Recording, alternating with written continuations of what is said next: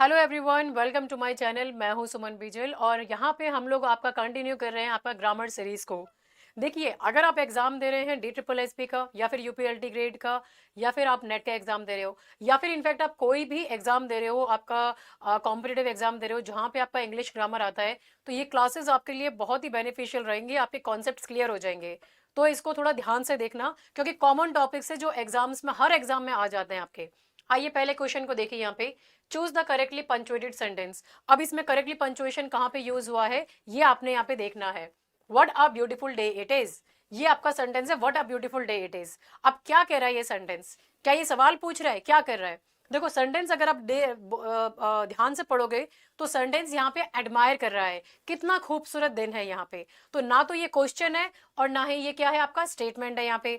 ये यहाँ पे ताजुब या एक्साइटमेंट या एडमिरेशन को शो कर रहा है यहाँ पे। तो इसीलिए लास्ट में क्या लगेगा, यहाँ पे एक्सक्लेमेशन मार्क आएगा। तो करेक्ट आंसर आपका यहाँ पे बी हो जाएगा आपका यहाँ पे। ठीक है, तो ऐसे ही आप अपने आंसर्स को जो एक्सक्लेमेटरी है उनको इस तरीके से फिगर आउट करोगे। ऑप्शन ए गलत क्यों है? क्योंकि इसने यहाँ पे क्वेश्चन मार्क लगा दिया। तो ऑप्शन ए क्या दिख रहा है? क्वेश्चन जैसा लग रहा है, विच इज रॉन्ग। और ये देखो सी में क्या गड़बड़ हो रही है, what a beautiful day it is. ये कॉमा फालतू में क्यों लगा दिया यहाँ पे? एक तो गलत जगह लगा रखा है, तो इसको हटा दो। डी देखो, सेमी कॉलन को यहाँ पे यूज कर दिया है। सेमी कॉलन सिर्फ दो इंडिपेंडेंट क्लॉजेस को जोड़ने के लिए यूज होता है। यहाँ पे फालतू में इसको ऐसे यूज कर रखा है, तो इसको एलिमिनेट करो। नेक्स्ट आओ, identify the correct part of speech of the underline word. Underline word यहाँ पे आपका काइंडली होगा। अब आप बताओ यहाँ पे करेक्ट पार्ट ऑफ स्पीच कौन सा है? यहाँ पे आपका काइंडली क्या है यहाँ पे आपका? अब ये जो सेंटेंस बोल रहा है, she spoke to me kindly. अब काइंडली यहाँ बताता है उसने कैसे बोला, वही तो बता रहे हैं। इसके हाउ, हाउ को जवाब दे रहे हैं ना यहाँ पे, कैसे बोला उसने? सॉफ्ट जेंटल टोन में बोला। तो ये क्या है यहाँ पे? ये आपका जो कैसे बता रहा है वो आपका एडवर्ब हो जाता है। यानी कि जो वर्ड्स वर्ब को डिस्क्राइब करते हैं, है ना, उसके एक्शन को, वो एडवर्ब्स होते हैं। अगर वर्ड नाउन को डिस्क्राइब करता है तो क्या होता है? वो एडजेक्टिव होता है। यहाँ वर्ब किसको डिस्क्राइब कर रहा है? यहाँ वर्ब स्पोक को डिस्क्राइब कर रहा है आपका यहाँ पे। तो इसीलिए ये काइंडली क्या हो गया आपका? ये आपका एडवर्ब हो गया है। एडजेक्टिव क्या हो जाता है? वर्ब को डिस्क्राइब, है ना, वर्ब को डिस्क्राइब वन करने वाला, सॉरी नाउन को डिस्क्राइब करने वाला एडजेक्टिव होता है यहाँ पे आपका। प्रिपोजिशन क्या होता है? कभी आपके जो प्रिपोजिशन होते हैं उसमें ये आपका प्रिपोजिशन में LI नहीं आता कभी भी आपके एंड्स में, तो इसको ध्यान में रखना। प्रिपोजिशन कैसे हो प्रिपोजिशंस कैसे होते हैं आपके? ऑन हो गया, इन हो गया, एड हो गया, ये सब आपके प्रिपोजिशंस होते हैं। ठीक है, और नाउन क्या है? Everybody knows. नाउन आपके नेमिंग वर्ड्स होते हैं यहाँ पे आपके। ठीक है, नेक्स्ट देखो, choose the correctly spelled words. अब करेक्ट स्पेलिंग कौन सा है ये आप प्रैक्टिस करेंगे अपना। ठीक है, आपको देखने पे लगेगा, अगर आपने प्रैक्टिस पहले नहीं किया तो बड़ा डिफिकल्ट सा वर्ड है, बट अगर प्रैक्टिस करोगे तो इसका करेक्ट आंसर होगा यहाँ पे परजीवेरेंस। परजीवेरेंस। ठीक है, इस तरीके से इसको याद करने का कोशिश करना। कोई प्रॉपर हैक नहीं है इसको आपको कि कहीं मैं सिखाऊं कि भाई इससे थ्रू आप रट्टा लगा सकते हो, नहीं। आपको ये खुद प्रैक्टिस करने पड़ेंगे स्पेलिंग्स को लेके। नेक्स्ट आओ, choose the correct word formation. Correct word formation आपको बताना है यहाँ पे क्या चीज है। One who right dictionaries is a, क्या कहलाता है जो आपके डिक्शनरी लिखता है यहाँ पे? क्या वो डिक्शनर है? एब्सोल्युटली रॉन्ग, ये तो हो ही नहीं सकता डिक्शनरी यहाँ पे आपका। ठीक है, तो करेक्ट आंसर क्या है? वो क्या वो लेक्सिकॉनिस्ट है? बिल्कुल नहीं, ये भी नहीं है। क्या वो लेक्सिकोग्राफर है? हाँ, लेक्सिकोग्राफर है वो यहाँ पे। अब ये जो वर्ड्स है, लेक्सिको का मतलब क्या होता है? आप इसे अगर इसे अलग अलग करोगे, तोड़ोगे इन वर्ड्स को, तो लेक्सिको का मतलब होता है वर्ड्स या वोकैबुलरी हो गया, और ग्राफर का मतलब क्या हो गया? लिखने वाला, राइटर या रिकॉर्डर जो रिकॉर्ड करता है। तो दोनों को जोड़ के क्या बनेगा? लेक्सिकोग्राफर, यानी कि डिक्शनरी बनाने वाला आपका। ठीक है, तो ये एक टेक्निकल लिटरेरी टर्म है जो आपके एग्जाम्स में बहुत पूछी जाती है, तो इसलिए आपको ये ध्यान में रखना है। ठीक है, लेक्सिकोनिस्ट सुनने में ऐसा लग रहा है पर ये गलत है बिल्कुल ही। और ये लेक्सिसाइजर, ये तो कोई वर्ड ही नहीं होता है, तो इसका वैसे ही हटा दो यहाँ पे। करेक्ट टेंस यूसेज आपको यूज करना है। By 2026 she dash her PhD। क्या आंसर होगा यहाँ पे आपका? अब देखो, ये क्या बोल रहा है? बाय 2026, इसका क्या मतलब है कि 2026 तक पूरा काम हो चुका होगा। तो अगर एक्शन में फ्यूचर अगर एक्शन फ्यूचर में स्टार्ट या कंटिन्यू नहीं हो रहा है, तो इसका मतलब क्या है? कंप्लीट हो चुका होगा ये यहाँ पे आपका। तो ये सेंस देता है कि फ्यूचर परफेक्ट टेंस का क्या आएगा? ये आ जाएगा यहाँ पे आपका will have plus past participle को आप यहाँ पे यूज करोगे। तो by 2026 she will have completed her PhD, ये आएगा आपका यहाँ पे आंसर सी। जैसे अगर मैं बोलूं by tomorrow I will have finish the book, है ना, कल तक बुक पूरी हो चुकी होगी, है ना, तो ये आपका इस तरह से यूज कर रहे हो आप यहाँ पे। अब एक देखो यहाँ पे एक एक क्यों गलत है, यहाँ पे विल कंप्लीट का बात हो रहा है, क्योंकि ये सिर्फ फ्यूचर बता रहा है, कंप्लीशन बिफोर का बिल्कुल नहीं बता रहा कि पहले कंप्लीट हो चुका होगा, ऐसा कुछ नहीं बता रहा, तो इसे हम एलिमिनेट कर दो। कंप्लीट देखो ये प्रेजेंट टेंस है, फ्यूचर टाइम से मैच नहीं करता, इसको हटा दो। हैज कंप्लीटेड, अगेन ये प्रेजेंट परफेक्ट है, तो अभी तक का एक्शन दिखाता है, फ्यूचर का नहीं दिखा रहा है ये, तो एलिमिनेट कर दो। नेक्स्ट आओ, he said I am learning French. अब क्या है यहाँ पे आपका करेक्ट नरेशन में क्या इसलिए यूज करोगे आप यहाँ पे आपका, तो देखो जब आप करेक्ट नरेशन में आप जब डायरेक्ट स्पीच से इनडायरेक्ट में जा रहे होते हो, तो ये इसमें क्या होता है, आपका जो टेंस होता है ये पीछे शिफ्ट चला जाता है। तो अगर रिपोर्टिंग वर्ब कैसा है हमारा यहाँ पे सेड है, तो ये आपका पास्ट में है, क्योंकि सेड क्या आता है, से सेड टोल्ड होता है ना यहाँ पे आपका, तो ये क्या हो गया, सेड पास्ट में है। तो यहाँ आई एम लर्निंग, जो आपका आई एम लर्निंग है ये आपका प्रेजेंट कंटिन्यूअस में, ये पीछे आप टेंस बैक शिफ्ट करोगे तो किस में चला जाएगा, ये आपका वॉज लर्निंग में चला जाएगा आपका यहाँ पे। तो करेक्ट आंसर क्या हो जाएगा आपका यहाँ पे, बी हो जाएगा, ये आपका यहाँ पे वॉज लर्निंग में आ जाएगा आपका यहाँ पे, क्योंकि हमारा टेंस बैक शिफ्ट हो रहा है यहाँ पे, इसीलिए he said he was learning French is the right answer. He is learning क्यों क्यों गलत है यहाँ पे, क्योंकि यहाँ पे इन्होंने टेंस चेंज नहीं किया। He said that he has been learning French, इसमें क्या गड़बड़ हो रही है, अब इसका मतलब बहुत ऐसा है कि ये लॉन्ग ड्यूरेशन एक्टिविटी को दिखा रहा है, स्पीकर ने यहाँ पे ऐसा कुछ मतलब ही नहीं बताया, इसको हटा दो। ही said that he learn French, ये पूरा सेंस ही बदल दिया इसने, पास्ट में इसने सीख लिया है ना, आपके प्रेजेंट की बात नहीं कर रहा, तो इसको आप हटा दो। नेक्स्ट आओ, चूज द करेक्ट कंडीशनल, कौन सा आपका करेक्ट कंडीशनल यहाँ पे आपका मैच होगा। सेंटेंस पढ़ो, if you heat eyes it dash. अब देखो ये क्या बता रहा है यहाँ पे, इफ यू हीट आइज, अगर तुम आइज को हीट करोगे तो क्या होएगा, पिघल जाएगी ना, तो ये क्या दिखा रहा है यहाँ पे, ये एक साइंटिफिक फैक्ट है, आइस गर्म करो, आइस गर्म करने पे क्या होगी, इट मेल्ट्स।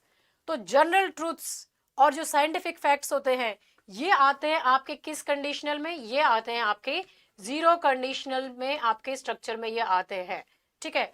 और जीरो कंडीशनल का क्या स्ट्रक्चर होता है आपका, ये हमेशा प्रेजेंट टेंस में लिखा होगा, इफ प्लस प्रेजेंट, फिर जो भी आपका क्लॉज है वो प्रेजेंट टेंस में ही आपका जाएगा यहाँ पे आपका, ठीक है। ये इनके साथ में एक स्ट्रिक्ट और फिक्स्ड रूल है जो चेंज नहीं होता है यहाँ पे आपका, ठीक है। मेल्टेड पास्ट में चला गया, अगेन ये एक्सप्लेन नहीं कर रहा, हटा दो। विल मेल्ट, ये फर्स्ट कंडीशनल फ्यूचर कंडीशंस में अगर सेंटेंस होता तो यूज होता, पर ये फैक्ट के बारे में बात कर रहा है तो इसे हटा दो। वुड मेल्ट का बता रहे हैं, तो अगेन वुड मेल्ट कब यूज करते, इमेजिनरी कंडीशन होती है, जबकि ये तो एक रियल फैक्ट बता रहा है, तो इसको आप एलिमिनेट कर दो, तो करेक्ट आंसर होगा आपका मेल्ट्स। नेक्स्ट आओ, करेक्ट कॉन्कॉर्ड लगाना है आपको यहाँ पे, each of the boys dash ready, क्या करेक्ट आंसर होगा यहाँ पे, ईच क्या है यहाँ पे, ईच आपका सिंगुलर सब्जेक्ट होता है ना। अब ये चाहे बाद में कितने भी बॉयज आए, अब ये बाद में बॉयज आ रहे हैं यहाँ पे, भले प्लूरल कितना हो, अगर ईच आ गया आपका सब्जेक्ट सिंगुलर है तो वर्ब भी सिंगुलर होगा, बाद के सब्जेक्ट में आप कुछ नहीं आप यहाँ पे ध्यान दोगे, ठीक है। तो इसको आप एक चीज हमेशा याद रखो कि जो आपके ये फ्रेजेस है, ईच, एवरी, ईदर, नीदर, इनके साथ में हमेशा वर्ब आपका सिंगुलर ही आएगा, तो यही आपको यहाँ पे ध्यान में रखना है, इसीलिए क्या करेक्ट आंसर होगा, सी आपका करेक्ट आंसर हो जाएगा यहाँ पे, ठीक है। आर क्यों नहीं आ रहा है, क्योंकि आर प्लूरल वर्ब है, हमारा रूल तोड़ देगा, हटा दो इसको। वर्ब क्यों नहीं लगा रहे हम यहाँ पे, पास्ट और प्लूरल का यहाँ पे बता रहे हैं, डबल रॉन्ग हो गया यहाँ पे इसका, तो इसको वैसे ही हटा दो अब यहाँ पे। बी में क्या दिक्कत है यहाँ पे, इनकम्प्लीट फॉर्म में ना, सेंटेंस कैसे कंप्लीट होगा सिर्फ बी लगा दोगे, तो हटा दो। नेक्स्ट आओ, choose the correct phrasal verb भी आपको लगाना है यहाँ पे, करेक्ट फ्रेजल वर्ब कौन सा है यहाँ पे आपको, ठीक है। तो देखो, they could not dash the fire, पहले आंसर देखो, क्या हम पुट ऑन लगा सकते हैं, पुट ऑन को देखो यहाँ पे आपका, पुट ऑन किस लिए लगाते हैं हम, we put on clothes, we put on makeup, devices के लिए यूज होता है पुट ऑन, तो इसको आप एलिमिनेट कर दो, इसको नहीं लगा सकते, they could not put on the fire लगा सकते हो, इट डजंट मेक सेंस, नहीं लगा सकते इसको आप। सेकंड देखो, पुट आउट का देखते हैं यहाँ पे आपका, they put out the fire, क्या ये सूट कर रहा है, हाँ ये सूट कर रहा है आपका। पुट आउट का मतलब है आग को बुझा देना, तो फायर के कॉन्टेक्स्ट में हमेशा यही फ्रेज यूज होगा, fire fighters put out fires, इस तरीके से इसको यूज होगा, और ये आपका सही आंसर जाएगा यहाँ पे आपका।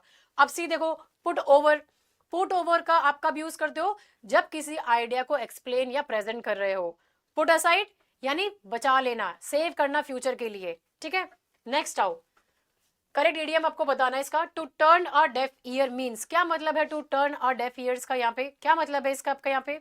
अब देखो ईडियम का क्या मतलब आ रहा है इसका, to turn a deaf ear, मतलब जानबूझकर इग्नोर करना, यानी कि आप प्रिटेंड कर रहे हो कि आपने सुना ही नहीं है ना। तो ये डेफ ईयर लिटरली नहीं होता, मेटाफोरिकली है, यानी आई रिफ्यूज टू लिसन हो गया यहाँ पे आपका, है ना। तो ये आपको ध्यान में रखना है। तो अभी आप देखो यहाँ पे ए मिस ईयर सही है क्या, ये यहाँ पे बोल रहा है गलती से गलत सुनना। तो ये गलती से गलत सुना यानी इंटेंशन नहीं था उसका गलत सुनने का, लेकिन गलती कर दी। तो क्या ये आपका इसको रिप्रेजेंट कर रहा है सही मीनिंग? नहीं, क्योंकि ये तो जानबूझ के गलत सुन रहा है, मतलब सुनना ही नहीं चाह रहा है, इग्नोर करना चाह रहा है। तो ये आपका यहाँ पे गलत आंसर हो जाएगा।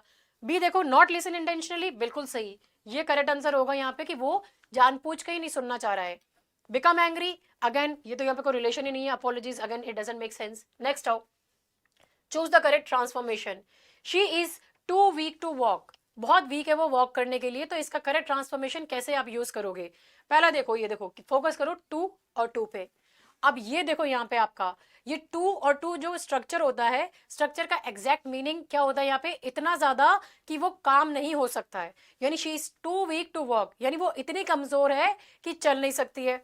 तो जब हम ट्रांसफॉर्मेशन करते हैं तो टू टू को सो दैट और नेगेटिव में आप इसको बदलने में लेके जाओगे। तो टू वीक टू वॉक को कैसे बदलोगे? She is so weak that she can not walk. तो ये सो और ये दैट के साथ में आप इसको यहाँ पे कन्वर्ट करोगे और ऑप्शन ए आपका सही जाएगा यहाँ पे आपका, ठीक है। तो इसीलिए करेक्ट फॉर्म है she is so weak that she can not walk आपका आएगा। अब ये देखो, she is very weak and walks not, एक तो आपका यहाँ पे क्या है, ग्रामेटिकली इनकरेक्ट है यहाँ पे, ठीक है, तो इसको आप एलिमिनेट कर दो, एक्सेप्टेबल ही नहीं है। सी देखो, she is weak so she will not walk, अब ये क्या बता रहा है यहाँ पे, मतलब चेंज कर दिया, ये रिफ्यूजल लग रहा है यहाँ पे, वीकनेस नहीं लग रही है, तो इसको हटा दो। डी देखो, she is not strong so to walk, अब ये स्ट्रक्चर ही टूट गया यहाँ पे, ग्रामर आपके इनकरेक्ट है तो इसे हटा दो। नेक्स्ट आओ, spot the correct synthesis. He finished his work, he went home, क्या होगा आपका करेक्ट आंसर यहाँ पे आपका? ए को देखो, finishing his work he went home, क्या ये सही है? देखो, he finished his work he went home, अब ये दोनों सेंटेंस में सब्जेक्ट कौन है? ही। इन दोनों में आपका सब्जेक्ट क्या है? सेम सब्जेक्ट है, ही आपका सब्जेक्ट सेम है यहाँ पे।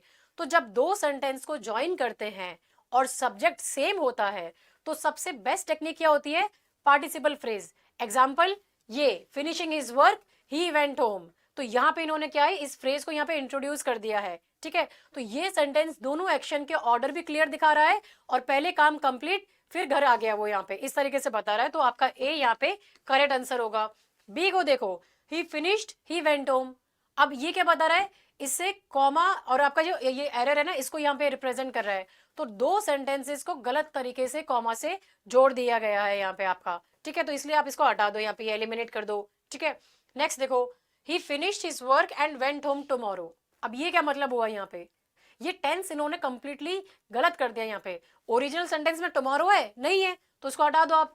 हैविंग वेंट होम ही फिनिश्ड वर्क, अब हैविंग वेंट इनकरेक्ट इंग्लिश है आपके यहाँ पे, करेक्ट फॉर्म क्या होता? वेंट की जगह अगर आप यहाँ पे गॉन लिखते तो ये सही जाता, पर यहाँ तो वेंट लिखा हुआ है, तो इसको एलिमिनेट कर दो यहाँ पे, ठीक है। ये छोटी छोटी सी चीजें हैं, अगर इनको ध्यान से पढ़ोगे तो अच्छे से सारे के सारे आंसर टिक कर दोगे। नेक्स्ट देखो, pick the correct preposition, he was surprised dash her behaviour, अब क्या आएगा? आप यहाँ पे करेक्ट आंसर कैसे लिखोगे? यहाँ पे पहले देखो, ही वाज सरप्राइज्ड विद हर आएगा कि यहाँ पे आपका है क्या आएगा आपका यहाँ पे? सबसे पहले तो देखो, आपका इंग्लिश में कुछ वर्ब्स के साथ में फिक्स प्रीपोजिशंस यूज होते हैं, तो ये जो सरप्राइज्ड है ना आपका यहाँ पे, इसके साथ में करेक्ट कॉलोकेशन क्या होता है? दो चीजें होती है, या तो आप सरप्राइज्ड बाय यूज कर सकते हो, या आप सरप्राइज्ड विद को यूज कर, सॉरी सरप्राइज्ड एट यूज कर सकते हो यहाँ पे आपका, ठीक है। एट को यूज कर सकते हो यहाँ पे, बाय या एट आप यूज कर सकते हो यहाँ पे आपका, ठीक है। तो दोनों सही है, पर बाय आपका क्या है यहाँ पे, अगर आप यूज करोगे तो ये थोड़ा मोर स्टैंडर्ड फॉर्म में यहाँ पर आपका आ जाएगा, तो ये आपका बाय यहाँ पे यूज करेंगे, ठीक है। अब आप देखो यहाँ पे आपका करेक्ट आंसर किसको लगाया? बाय को लगा दिया। अब बाकी ऑप्शंस को देखते हैं उनमें क्या गड़बड़ हो रही है आपके यहाँ पे। विद अगर लगा दोगे यहाँ पे तो हम कैजुअली बोलते हैं इन सारी चीजों को, हम जब अपने फ्रेंड्स से बात करते हैं, हम कैजुअली जब बात कर रहे होते हैं तब हम विद बोलते हैं, है ना। लेकिन ग्रामेटिकली अगर आप टेक्निक वाइज पे जाओगे तो ये गलत है, तो इसे एलिमिनेट कर दो। ऐड का बात करें, टेक्निकली सही है, पर एग्जाम आपका बाय प्रेफर करता है, ठीक है। ऑन का बात करें यहाँ पे तो बहुत बिल्कुल ही गलत है, आपका सरप्राइज्ड ऑन बिल्कुल ही ग्रामेटिकली इनकरेक्ट है, तो इसे मत मार्क करना। चूज द करेक्ट आर्टिकल, आपको करेक्ट आर्टिकल यूज करना है यहाँ पे आपका। ही इज क्या लगा दोगे? He is an honest article, ये लगाओगे आप यहाँ पे, क्योंकि हालांकि कंसोनेंट लेटर से स्टार्ट हो रहा है लेकिन साउंड कैसा आ रहा है? ऑ का साउंड आ रहा है आपका यहाँ पे, तो इसलिए ऑनेस्ट हो रहा है यहाँ पे। कैसे आप कर रहे हो इसको, ऑनेस्ट, इस तरीके से प्रोनाउंस कर रहे हो, इसलिए आप इसको यहाँ पे ये एन लगा दोगे, ठीक है। तो ऐसे आपको यहाँ पे ध्यान में रखना है। नेक्स्ट आओ, आइडेंटिफाई द एरर। अब इसमें एरर कहाँ पे है इस सेंटेंस में? सही सेंटेंस है, द न्यूज आर शॉकिंग, सही है क्या ये? कहाँ गड़बड़ आ रही है बताइए? द न्यूज आर शॉकिंग कहाँ पे हो रहा है? देखो गड़बड़ जो है यहाँ पे आपका द न्यूज आर शॉकिंग में आपके आर में गड़बड़ है। अब क्यों आर में गड़बड़ है आपका यहाँ पे आपका? तो देखो सबसे पहले ये जो न्यूज है, अब सुनने में तो क्या लगता है आपका न्यूज, क्योंकि एस लगा दिया है तो ये प्लूरल लग रहा है, पर ये जो है न्यूज ये सिंगुलर होता है। न्यूज के एंड में एस है, इसीलिए बिगिनर्स आपके कंफ्यूज हो जाते हैं यहाँ पे। लेकिन आपके जो एग्जाम्स में, ग्रामर में, स्ट्रक्चर्स में ये सिंगुलर कंसिडर किया जाता है, अनकाउंटेबल नाउन माना जाता है। जैसे कि आपका इंफॉर्मेशन हो गया, एडवाइस हो गया, फर्नीचर हो गया, लगेज हो गया है, जो ये सारे वर्ड्स है इन सब पर आपका एस नहीं लगता। लेकिन न्यूज ऑलरेडी आपका फिक्स्ड फॉर्म है, इसीलिए इसको आपको आप बदल नहीं सकते हैं, ये आपका सिंगुलर फॉर्म में ही कंसिडर किया जाता है यहाँ पे। तो ये यहाँ पे आपका इसकी जगह द न्यूज इज शॉकिंग होता तो करेक्ट आंसर ज्यादा। नेक्स्ट आओ, करेक्ट द मॉडल यूसेज आपको यहाँ पे देखना है। यहाँ पे आपका you dash follow the rules, कौन सा करेक्ट आएगा यहाँ पे? You dash follow the rules. कैसे आप यहाँ पे यूज करोगे आप यहाँ पे? तो देखो जब हम आपके किसी एडवाइस, सजेशन या गुड हैबिट को बताते हैं तो कौन सा मॉडल यूज करते हैं? हमेशा हम उनके साथ में शुड को यूज करते हैं यहाँ पे आपका, ठीक है। तो ये आपको यहाँ पे ध्यान रखना है। तो यहाँ पे हम क्या कह रहे हैं, तुम्हें रूल्स फॉलो करना चाहिए। तो ये एग्जैक्टली एक एडवाइस कैटेगरी में आता है यहाँ पे, इसलिए आप क्या बोल रहे हो, you should follow the rules, ठीक है। वुड का बात करें तो वुड आपकी हैबिट को बता रहा है, प्रेफरेंस को बता रहा है, इमेजिनेशन के लिए। माइट का बात करें, ये किसके हैबिट या प्रेफरेंस के बारे में बता लो आप यहाँ पे। माइट का बात करें, माइट किसके बारे में बात हो रही है? माइट आपकी पॉसिबिलिटी के बारे में बात करता है यहाँ पे आपका, ठीक है। और कुड किसके बारे में बात कर रहा है? एबिलिटी, या आपकी क्या चीज होगी, परमिशन हो गई, इनके बारे में बात करता है ये आपका यहाँ पे, ठीक है। तो जब भी आप एडवाइस दे रहे हो तो आप यहाँ पे शुड के बारे में बात करोगे आप यहाँ पे, ठीक है। नेक्स्ट आओ, choose the correct synonym. Vital का मतलब क्या होता है? वाइटल का मतलब है बहुत ही जरूरी, एक्सट्रीम इंपॉर्टेंट या फिर इंडिस्पेंसिबल, यही मतलब होता है ना वाइटल का आपका। तो क्या आपका रिलेवेंट लग रहा है उससे? इससे रेलिवेंट है यहाँ पे असेंशियल, बहुत जरूरी है ये। तो असेंशियल भी आपका यहाँ पे सेम ही मीनिंग को दे रहा है। अनइम्पॉर्टेंट उल्टा हो गया, हटा दो। लिविंग रेलिवेंट है यहाँ पे, ठीक है, तो इसको हटा दो यहाँ पे। वीक का बात करो, अगेन ये आपका कोई लेना देना ही नहीं है इस वर्ड से। नेक्स्ट आओ, चूज द करेक्ट एंटोनिम। उल्टा बताना आपका स्कैरसिटी का। स्कैरसिटी का मतलब क्या होता है? स्कैरसिटी का मतलब होता है यहाँ पे आपका अबेंडेंस। क्या है ये मतलब? अबेंडेंस है यहाँ पे, सॉरी, स्कैरसिटी का आपका ये क्या मतलब होता है इसकी? स्कैरसिटी का मतलब होता है आपका कमी, इसका मतलब है कमी, तो इसका एंटोनिम क्या होएगा? अबेंडेंस। अबेंडेंस इसका एंटोनिम हो जाएगा। लेकिन इसका मतलब क्या होता है? इसका मतलब होता है कमी, कमी बोलो, या फिर आप बोल दो इसको शॉर्टेज, है ना, ये होता है स्कैरसिटी। तो इसका उल्टा क्या हो जाएगा? किसी चीज की कमी है, किसी चीज की शॉर्टेज है, तो भाई भरपूर मात्रा में अवेलेबल है, प्लेंटीफुल है, बहुत ही अधिक है, तो वो है आपका यहाँ पे अबेंडेंस हो गया आपका यहाँ पे आपका, ठीक है। तो आप ऐसे ध्यान में रखो। नेक्स्ट आओ, pick the correct indirect narration. She said do you like music. अब क्या करेक्ट आंसर होगा यहाँ पे आपका? डू यू लाइक म्यूजिक का देखो यहाँ पे आपका करेक्ट आंसर क्या होगा? देखो आप यहाँ पे पहले ऑप्शन ए को आओ, she asked if I like music. तो क्या है ये? अब ये बोल रहा है यहाँ पे she asked if I like music, यहाँ पे क्या हो रहा है? If I like, if I like, यानी टेंस चेंज मिसिंग है यहाँ पे आपका। टेंस चेंज होना था यहाँ पे, वो हुआ नहीं है, वो उनको देखो यहाँ पे। बी देखो आप यहाँ पे, she asked if I liked music. अब देखो होता क्या है आपका, डायरेक्ट क्वेश्चन है ये आपका यहाँ पे, है ना, येस और नो क्वेश्चन आपका यहाँ पे। तो इसका इनडायरेक्ट में कैसे यूज होएगा? इसको आप लगाओगे इफ या वेदर के साथ में, आप इसको स्टार्ट कर दोगे। तो ये हमारा सही जा रहा है यहाँ पे, शी आस्क्ड इफ हमने लगा दिया, ठीक है। अब क्या हो रहा था यहाँ पे? रिपोर्टिंग वर्ब किस फॉर्म में है? पास्ट टेंस में। तो क्या हो जाएगा हमारा? टेंस कैसे जाएगा? बैक शिफ्ट में जाएगा। तो डू यू लाइक कैसे बन जाएगा यहाँ पे? पास्ट में जाएगा ना आपका यहाँ पे। तो क्या से सेंटेंस स्ट्रक्चर बनेगा? शी आस्क्ड प्लस आप इफ लगा दोगे यहाँ पे, प्लस क्या लगाओगे? सब्जेक्ट, और प्लस पास्ट वर्ब को लगाना है आपको यहाँ पे आपका। तो अब इसका आंसर क्या होगा? She asked if I liked music. B आपका यहाँ पे करेक्ट आंसर हो जाएगा, ठीक है, इसी तरीके से इसको यूज करोगे। बोल रहा है she asked do I like music, C में अगेन इन्होंने टेंस चेंज नहीं किया, इफ नहीं लगाया यहाँ पे आपका, ना वेदर लगाया, हटा दो, इसको भी हटा दो आप यहाँ पे, दैट आई लाइक म्यूजिक, तो ये तो बिल्कुल ही आपका इरेलीवेंट है। नेक्स्ट आओ, choose the correct transformation, open the door into passive. Passive में आपको बताना है ये क्या सही आंसर है। देखो पढ़ो इसको यहाँ पे। अब ये सेंटेंस कैसा है, ओपन द डोर, ये एक इंपेरेटिव सेंटेंस है ना। और इंपेरेटिव सेंटेंस कौन से होते हैं, जो या तो कमांड दे रहे होते हैं, या ऑर्डर दे रहे होते हैं, या रिक्वेस्ट कर रहे होते हैं। तो इंपेरेटिव सेंटेंस का पैसिव रूल फिक्स्ड होता है, और वो क्या होता है, लेट प्लस ऑब्जेक्ट प्लस क्या आता है इनके साथ में, बी, और प्लस आपका पास्ट पार्टिसिपल आता है, या फिर आप third form of the verb बोलो उसको यहाँ पे। ठीक है, तो अब इसको अप्लाई करो, फिर कौन सा आंसर आपका सही आ जाएगा। अगर इन सबको अप्लाई करोगे तो आपका आंसर जाएगा यहाँ पे let the door be opened, C आपका यहाँ पे करेक्ट आंसर हो जाएगा आपका यहाँ पे। ठीक है, अब पहला देखो, लेट द डोर ओपन, क्या गड़बड़ हो रही है, बी नहीं लगाया यहाँ पे, हटा दो। सी सॉरी बी देखो, late the door be open, ये ओपन क्या होता है यहाँ पे, ईडी कहाँ चला गया, पास्ट टेंस में कन्वर्ट नहीं किया, हटा दो।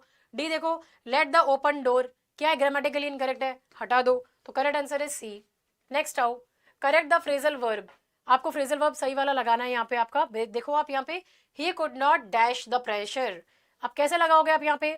अब देखो एक चीज ध्यान में रखो, इंग्लिश में कोप अकेला यूज नहीं होता है, इसके साथ में हमेशा क्या आता है, कोप के साथ में कोप विद आता है, तो बी करेक्ट आंसर होगा। तो कोप विद का मतलब होता है प्रेशर, डिफिकल्टी या स्ट्रेस को हैंडल करना। तो सेंटेंस का मीनिंग क्या था यहाँ पे, कि वो प्रेशर को हैंडल नहीं कर पाया, यही तो बोल रहा है यहाँ पे वो। ठीक है, तो इसीलिए आपका कोप विद यहाँ पे परफेक्टली फिट बैठ रहा है यहाँ पे आपका। कोप एट इनकरेक्ट है, ग्रामेटिकली इनकरेक्ट है।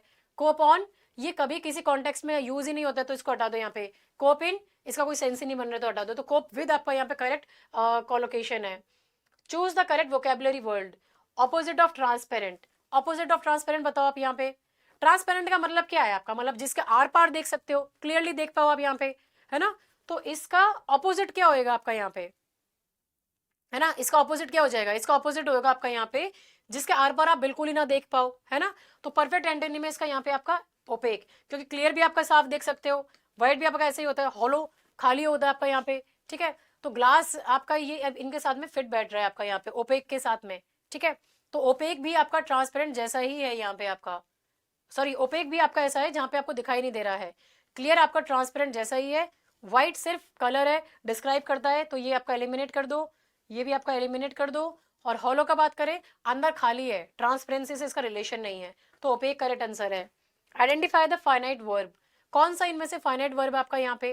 फाइनाइट वर्ब क्या होता है पहले तो ये बताओ। फाइनाइट वर्ब होता है वो वर्ब जो टेंस को दिखा रहे हैं आपका यहाँ पे। तो कौन सा वर्ब आपका टेंस को दिखा रहा है यहाँ पे, वर्क्स, ये दिखा रहा है, तो करेक्ट आंसर होगा आपका यहाँ पे works.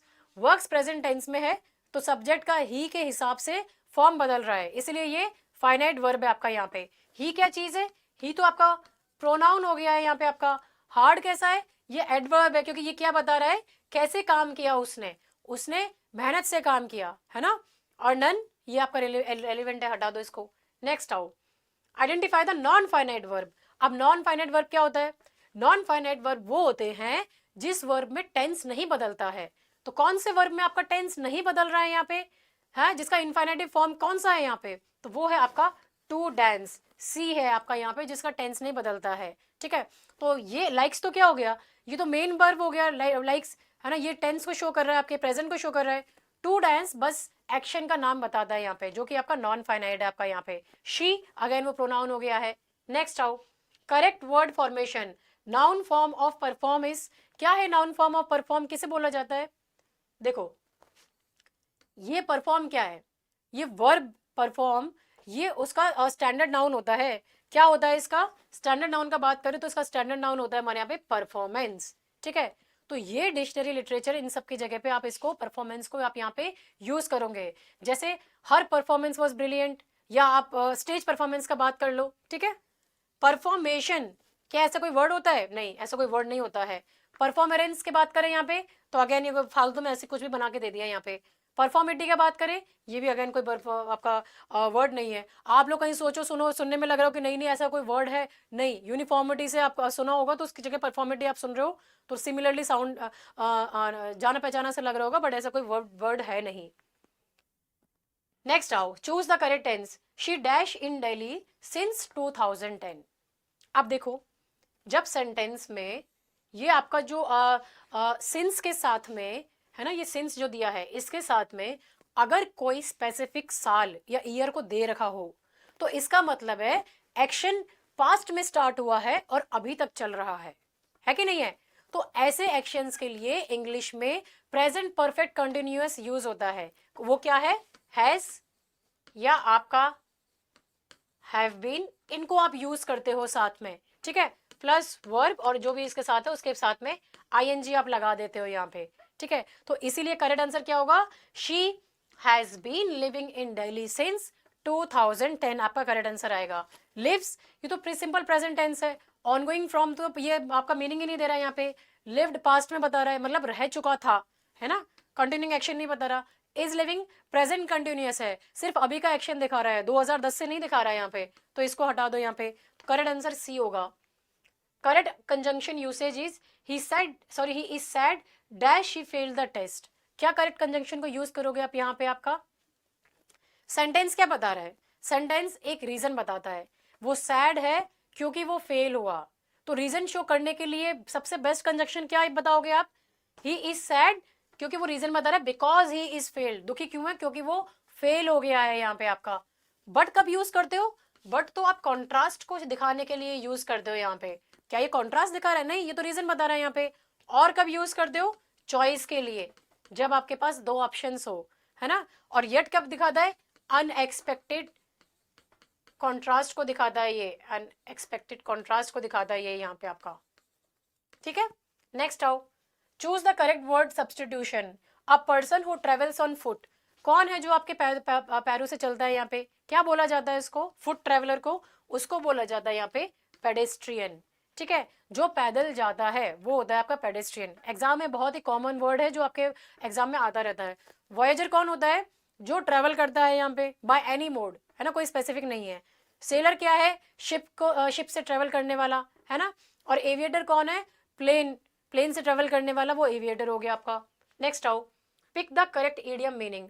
To make ends meet, इसका क्या मतलब होता है? टू मेक एंड्स मीट, तो इसका मतलब है आपका to manage within income, ये इसका आपका करेक्ट मतलब होता है। तो कम पैसे में गुजारा करने वाला, या फिर कम पैसे में गुजारा करना, ये इसका मतलब होता है।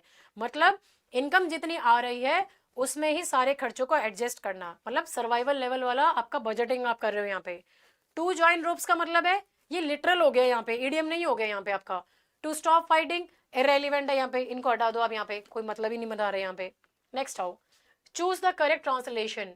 हिंदी से इंग्लिश में आपको कन्वर्ट करना है। मुझे उस पर विश्वास है, कैसे करोगे आप यहाँ पे? अब देखो, विश्वास है यहाँ पे तो ट्रस्ट आपका आएगा, यहाँ पे आप ट्रस्ट को यूज करोगे। अब एक चीज ध्यान रखना, इंग्लिश में जो ये जो वर्ब है आपका ट्रस्ट आता है आपका यहाँ पे, तो ये ट्रस्ट के साथ कभी भी ऑन नहीं लगता है ना। तो ये आप पहले तो इसको एलिमिनेट ही कर दो, इसके साथ में कभी भी ऑन नहीं लगेगा। स्ट्रक्चर हमेशा ऐसा होता है, ट्रस्ट के साथ में आप ऑब्जेक्ट लगाओगे डायरेक्टली यहाँ पे आपका, कुछ और नहीं लगाओगे। तो करेक्ट आंसर क्या हो जाएगा? सी होएगा। I trust him, I have trust him, no. I am trust him, no. तो करेक्ट आंसर है आई ट्रस्ट हिम। ट्रस्ट के बाद डायरेक्टली आपका ऑब्जेक्ट आ जाएगा आपका यहाँ पे, ठीक है। सो ये थे आपके ग्रामर एमसीक्यूज यहाँ पे। आई होप आपको अच्छे से समझ में आए हो। ये आपका यहाँ पे विद्वान ऐप है जिसको आप डाउनलोड कर सकते हो, या फिर आप यहाँ पे अपना विद्वान.in वेबसाइट पे भी आप यहाँ पे जा सकते हो। आप यहाँ पे देखिए इसको,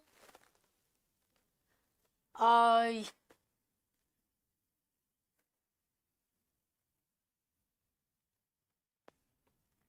ये देखिए, ये वेबसाइट है। यहाँ पे आपको इस वेबसाइट में ये इस पे जाएंगे, ये ऑनगोइंग कोर्सेज चल रहे हैं आपके।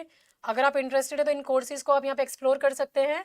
बाकी दूसरा, इसका आपको फ्री मटेरियल कहाँ मिलेगा वो देखिए, यहाँ पे जाएंगे आप विद्वान.in पे, फ्री स्टडी मटेरियल्स पे आप क्लिक करेंगे, स्टडी मटेरियल पे क्लिक करेंगे आप यहाँ पे जाके, और ये आपके ये यूट्यूब मैराथन्स पे चले जाएंगे अब यहाँ पे, और यहाँ आपके मैराथन्स में इसमें ग्रामर सेक्शन आज इंक्लूड होगा, तो वहाँ पे आपको इसके पीडीएफ्स मिल जाएंगे। यूपीएलटी ग्रेड का मैराथन यहाँ मिलेगा, उनके पीडीएफ्स, यूजीसी नेट के पीडीएफ्स आपको यहाँ मिल जाएंगे, तो इनको आप यहाँ पे चेक कर सकते हैं, ठीक है। तो इस तरीके से आप इन्हें देख लीजिएगा। और ये आप यहाँ पे ऐप डाउनलोड कर लीजिए, स्कैनर है गूगल प्ले के लिए, iOS के लिए ये है। और आप टेलीग्राम चैनल को यहाँ पे फॉलो कर सकते हैं, कोई आपके लेटेस्ट अपडेट के लिए। और कोई भी जेन्युइन क्वेरी है, आई रिपीट जेन्युइन क्वेरी, फालतू की बातें नहीं, बट अगर जेन्युइन क्वेरी है तो आप मुझे डायरेक्टली टेक्स्ट कर सकते हैं व्हाट्सएप पे। प्लीज़ डो नॉट कॉल मी, सिर्फ आप टेक्स्ट कर लीजिए जो भी आपकी क्वेरी है, मुझे जब भी टाइम मिलेगा मैं आपको रिवर्ट कर दूंगी, ठीक है। So thank you so much for watching this video. आपको ये वीडियो पसंद आया है तो लाइक करें, शेयर करें, सब्सक्राइब करें and stay tune for more videos. Thank you.